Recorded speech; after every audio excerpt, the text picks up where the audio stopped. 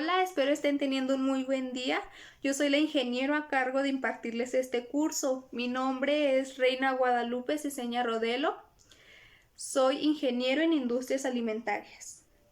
El título del curso que vamos a estar llevando a cabo es Enfermedades transmitidas por alimentos, o mejor conocido por sus siglas, ETAs. Este tema es de suma importancia ya sea en la industria o dentro de nuestros hogares. Es muy elevado el riesgo que corremos al no saber a las enfermedades a las que estamos expuestos si no tenemos un buen manejo de los alimentos. Como ya lo dije antes, el título de nuestro curso es Enfermedades transmitidas por alimentos. El temario que vamos a estar analizando consta de 6 temas, que estos a su vez se desglosan de 2 a 3 subtemas y una actividad. Daré inicio con lo que es la introducción, donde estaré hablando sobre las enfermedades causadas por los alimentos. Hablaré también sobre la importancia de los microorganismos en alimentos y estaré desarrollando un par de conceptos que estarán utilizando a lo largo de este curso. El que se planteen desde un inicio nos ayuda a que la información sea mayormente comprendida. Estos conceptos son patogenicidad, virulencia, toxicidad, intoxicaciones e infecciones alimentarias. Daremos inicio a nuestros temas con el tema de microorganismos, que a su vez se divide en 2 subtemas: microorganismos de interés sanitario y microorganismos patógenos. Dentro de estos 2 temas se estará realizando una actividad para mejorar la retención de la información. Prosigamos al siguiente tema, que lleva por nombre Enfermedades transmitidas por alimentos, en el cual se desglosan 3 subtemas, que es infecciones e intoxicaciones transmitidas por alimentos, infecciones e intoxicaciones. Esto se plantea así para tener en cuenta las 2 definiciones, sus características y sus diferencias, y poder identificar entre una y otra. Dentro de estos subtemas se estará llevando a cabo actividad, como ya lo dije anteriormente.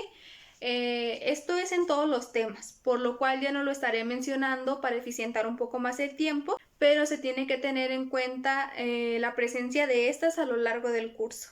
El tema número 3 es una continuidad del tema número 2, por lo cual lleva el mismo título, pero los subtemas son distintos. En este vamos a ver lo que son los tipos de toxinas, que son las bacterianas y fúngicas, en las que nos vamos a enfocar, y el 3.2, que es métodos empleados para la identificación de toxinas en los alimentos.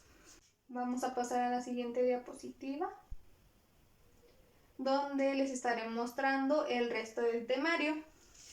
En el tema número 4 estaremos viendo lo que son las alteraciones microbiológicas en alimentos, en lo cual nos vamos a estar enfocando en sus subtemas, que son carne y derivados y lácteos y derivados. El tema número 5 es la continuidad del tema número 4, pero como lo dije anteriormente, con diferentes subtemas, como lo son frutas y verduras, agua y productos fermentados. Dentro del tema número 6, que lleva por título Control microbiológico de alimentos, vamos a estar viendo los subtemas de muestreo, métodos de análisis microbiológico y rastreo microbiológico. En este tema vamos a estar llevando a cabo lo que es una práctica para que quede mucho más claro. La manera en que voy a estar evaluando el curso será basándome en los siguientes criterios. Nos vamos a enfocar en lo que son las actividades que les voy a estar planteando en lo largo del curso, en un examen, una práctica y las participaciones. Primeramente les voy a explicar lo del examen. Este se llevará al término del curso para evaluar los conocimientos obtenidos. Tiene un valor del 35%. Enseguida, para el examen se les estará entregando un material de apoyo con el cual ustedes pueden tomar notas a lo largo del curso y así se les facilite mucho más el examen al final. Enseguida tenemos lo que es la práctica. Esta se estará llevando a cabo al finalizar el tema de rastreo microbiológico. Se estará evaluando lo que es la metodología y los resultados.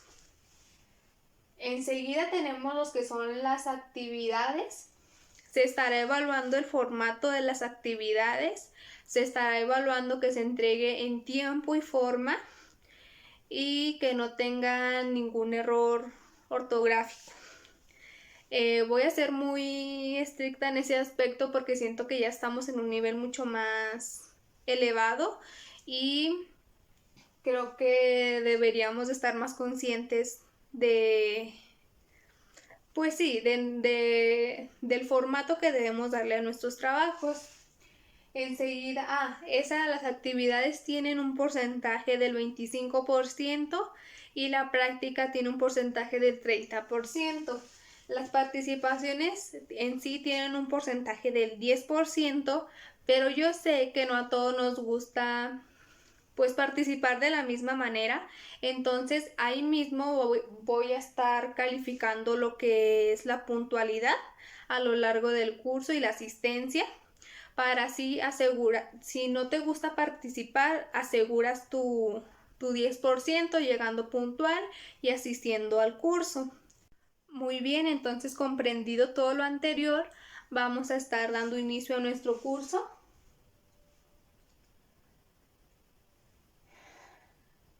Comenzando con lo que es la introducción de nuestro tema. Estaremos dando inicio con el tema de introducción.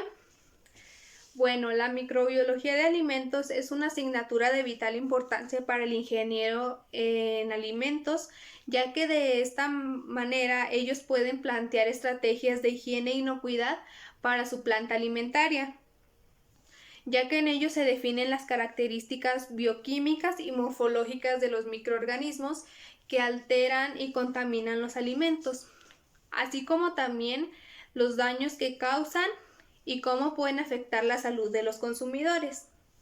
Con el conocimiento de la microbiología, el ingeniero de industrias alimentarias podrá entender y establecer pautas para realizar un control de materia prima y poder realizar parámetros que nos ayuden a obtener un control de la materia prima, el producto en proceso y el producto terminado. Un brote de ETAs es definido como un incidente en el que dos o más personas presentan una enfermedad semejante después de haber consumido un mismo alimento. Los análisis epidemiológicos apuntan al mismo alimento como el origen de la enfermedad. Los brotes pueden involucrar diferentes números de casos. En esta definición se le conoce como un caso a un individuo afectado. Los brotes y casos de ETA registrados apenas representan la punta del iceberg. La probabilidad de que un caso de ETA sea registrado depende mucho de la Secretaría de Salud. Entre otros factores, también depende de la comunicación de los consumidores, del relato de los médicos, de las actividades de vigilancia sanitaria, de las secretarías municipales, departamentales y provinciales de salud. Los alimentos involucrados con más frecuencia en casos de ETAs son los de origen animal. Voy a mostrar lo que es un caso que se muestra en el 48% de las epidemias ocurridas entre 1973 y 1987 en los Estados Unidos. Se conoce como el vehículo a los alimentos de origen animal, como lo es la carne de bovino, el huevo, la carne de aves, el pescado y el molusco. Para que ocurra una enfermedad, el patógeno o su toxina deben estar presentes en el alimento. Sin embargo, la sola presencia del patógeno no certifica o no significa, más bien, que la enfermedad ocurrirá. En la mayoría de los casos de ETAs, el patógeno debe estar presente en el alimento en una cantidad suficiente para producir una infección o, en su caso, producir una toxina. También se tiene que tomar en cuenta que el alimento tenga las propiedades adecuadas para que el patógeno se desarrolle. El alimento debe permanecer en la zona de riesgo de temperatura el suficiente tiempo como para que el organismo patógeno se multiplique y produzca su toxina. También se debe ingerir una porción o una cantidad del alimento suficiente como para que el agente entre a nuestro cuerpo, se aloje, provoque una infección o provoque su toxina. Como lo mencioné antes, vamos a ver las definiciones de algunas palabras que estaremos escuchando mucho a lo largo del curso. La patogenicidad de los alimentos se define como la capacidad de enfermar a un huésped susceptible. Eso también se le atribuye al género y especie. Como ejemplo, podemos ver que la salmonela es un patógeno para los vertebrados, pero la Salmonella typhi es un patógeno para el hombre. La virulencia como tal mide el grado o la capacidad que tiene el microorganismo de causar daño. La toxicidad es la capacidad de una sustancia química de producir un efecto perjudicial para el ser vivo al entrar en contacto con él. La intoxicación es una enfermedad provocada por comer alimentos contaminados. La causa más frecuente de intoxicaciones por alimentos son los organismos infecciosos, entre ellos bacterias, virus, parásitos o toxinas. La intoxicación es una enfermedad ocasionada por consumir alimentos contaminados. Las causas más frecuentes de intoxicaciones por alimentos son los organismos infecciosos, entre ellos las bacterias, los virus, los parásitos o sus toxinas. Y por último tenemos lo que es la infección alimentaria, que esta es ocasionada por el consumo de alimentos o agua contaminados por microorganismos vivos, como lo son los microbios y los gérmenes. Los microbios o agentes infecciosos pueden ser como bacterias como Salmonella, virus como el rotavirus o un parásito como el Anisakis. Dándole finalidad a nuestra introducción, vamos a continuar con el tema número 1, que lleva por nombre microorganismos. Para dar inicio, quisiera preguntar, ¿ustedes saben qué es un microorganismo? ¿No? Bueno, un microorganismo, también llamado microbio, es un ser vivo o un sistema biológico que solo se puede observar por medio de un microscopio. Son organismos dotados con individualidad que diferencia de las plantas y de los animales superiores. Tienen una organización biológica elemental. Los microorganismos se clasifican en 4 grupos: bacterias, virus, hongos y parásitos. Cada uno de estos grupos posee aspectos que los diferencian entre sí, como son su relación, su estructura, su morfología, su nutrición y su reproducción. Pero en este caso solo nos estaremos enfocando en 2 temas: los microorganismos de interés sanitario y los microorganismos patógenos. La microbiología sanitaria se enfoca mucho en los microorganismos de interés sanitario presentes en agua y en alimentos, y estudia la ecología para identificar cómo es que estos se sobreviven, crecen y de la misma manera son inactivos. El tipo de microorganismo que se identifica en el alimento dependerá mucho de su elaboración, de su transporte, de su almacenamiento, de su manejo o de la preparación para su consumo. El garantizar la inocuidad de los alimentos tiene impacto de manera individual y colectiva en aspectos económicos, sociales, sanitarios, y representa un tema de interés en salud pública. Los microorganismos de interés sanitario son microorganismos con enfermedades transmitibles como los virus, rictesias, bacterias, protozoos y otros parásitos y sus toxinas, asimismo como los alérgenos, específicos o no, y sustancias tóxicas como antibióticos e insecticidas.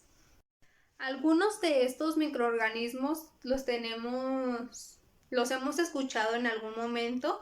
Algunos de estos son las Brucella, Mycobacterium T, Salmonella, Listeria, Staphylococcus, solo por mencionar algunos. Por otro lado, tenemos a los microorganismos patógenos, que son microorganismos capaces de causar enfermedades en su huésped. Aquí les estoy mostrando algunos, que por lo general son microorganismos como bacterias, virus, hongos, protozoos y priones. Hay 5 tipos de microorganismos patógenos principales, como ya los dije antes, son las bacterias, los virus, los hongos, los protozoos y los priones. Sin embargo, exponerte a un agente patógeno no necesariamente produce una enfermedad. El individuo debe exponerse al patógeno y debe existir la posibilidad de que éste ingrese al cuerpo. También es importante que el número de microorganismos que se introduzcan al cuerpo sean suficientes para producir esta enfermedad y tengan la capacidad de producir toxinas. Las bacterias constituyen el grupo más grande de patógenos, algunos incluso capaces de producir esporas, que forman una parte de la resistencia de las bacterias. Algunos ejemplos de enfermedades que pueden ocasionar las bacterias son la tuberculosis, la meningitis bacteriana, la faringitis y el cólera. Por otro lado, tenemos al virus, que son microorganismos más pequeños que las bacterias y que en su mayoría son patógenos, excepto por los virus bacteriófagos.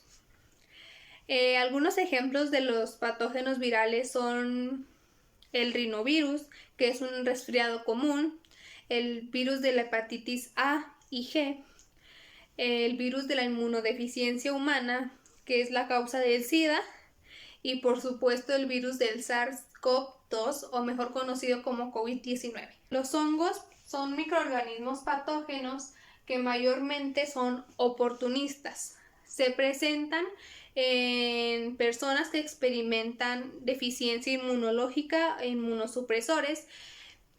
Mayormente son personas que son sometidos a quimioterapias, que tienen terapias de antibióticos o que han sufrido una infección por diabetes. Los hongos del género Aspergillus comúnmente afectan las vías respiratorias y el Cryptococcus neoformans causa una forma de meningitis. Las infecciones por protozoos son enfermedades que se transmiten por contaminación fecal oral, por la ingesta de alimentos o agua contaminado o por los vectores de mosquitos. Ejemplos de estos son la gastroenteritis y la malaria. Los priones son proteínas simples mucho más pequeñas que los virus y de naturaleza única, ya que no contienen material genético. Todas las enfermedades causadas por los priones atacan el sistema nervioso y estas causan la muerte, ya que nuestro sistema inmune no reconoce las proteínas como extrañas y de esa manera no desarrolla protección. Enseguida vamos a hablar sobre nuestro tema número 3, que tiene como título Enfermedades transmitidas por alimentos. Dentro de este tema hablaremos sobre el tipo de toxinas bacterianas y fúngicas. Una toxina es una sustancia venenosa producida por células vivas de animales, plantas, bacterias u otros organismos biológicos. Para destacar su origen orgánico se habla también de sustancias biotóxicas. Esta definición excluye totalmente a las sustancias creadas por procesos artificiales.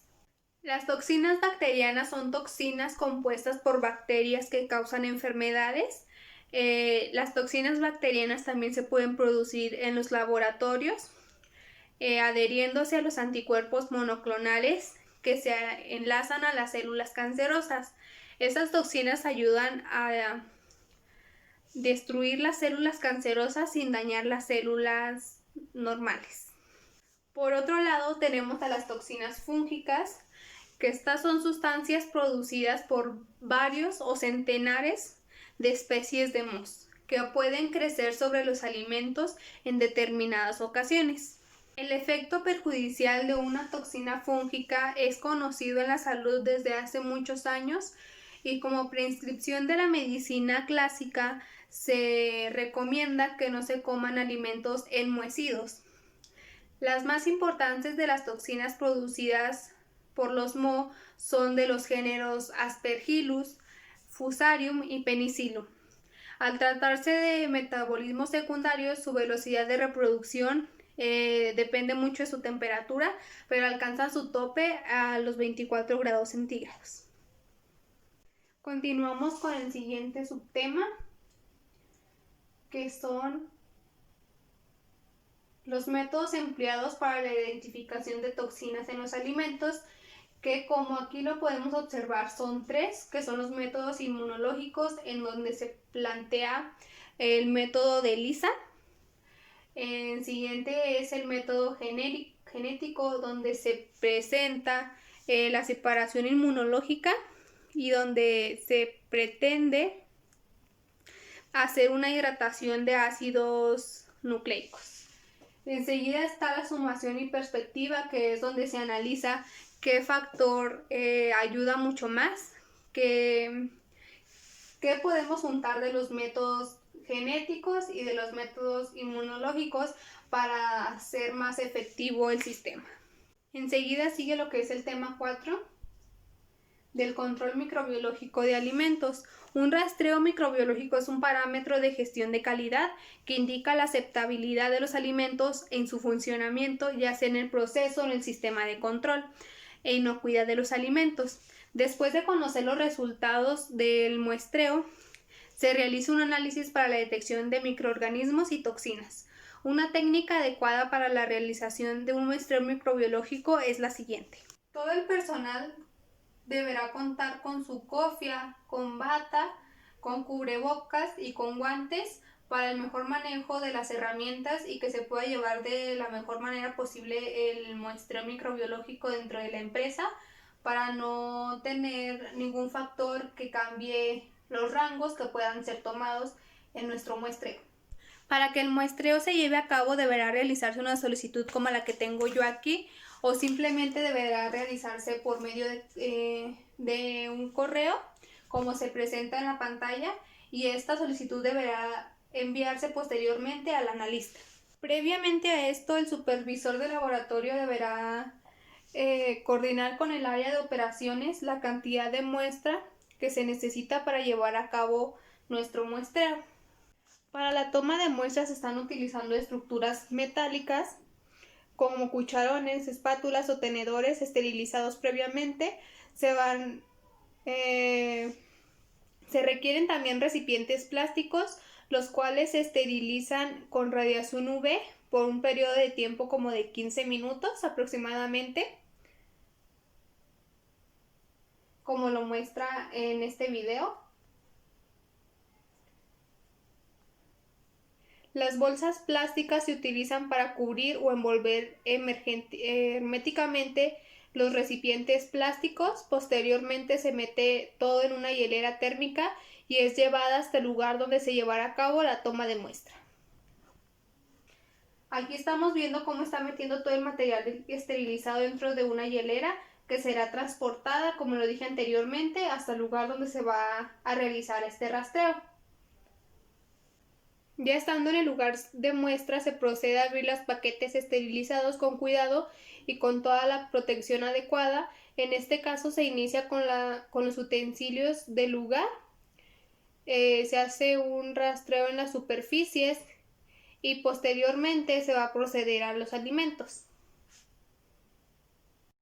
Para cada toma de muestra se utiliza un nuevo par de guantes. Las muestras son colocadas dentro de la hielera y se colocan con hielo para conservar las muestras.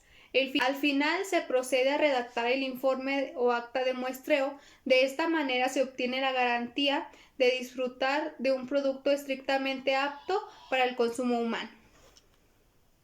De esta manera damos como finalizado nuestro curso, con el cual pudimos observar las diversas enfermedades provocadas por alimentos, el riesgo que conlleva el tener una mala manipulación de los alimentos, donde pudimos observar los diversos temas como lo fueron enfermedades transmitidas como alimentos englobado, también control de alimentos, los microorganismos en sí. Si ustedes quisieran obtener más información acerca de estos temas, se les estará proporcionando una hoja donde están planteados los links de más videos e incluso páginas web y artículos científicos para esclarecer un poquito más sus dudas. Por mi parte ha sido todo, espero que este curso haya sido de su total agrado y haya cumplido con sus expectativas. Que tengan un excelente día.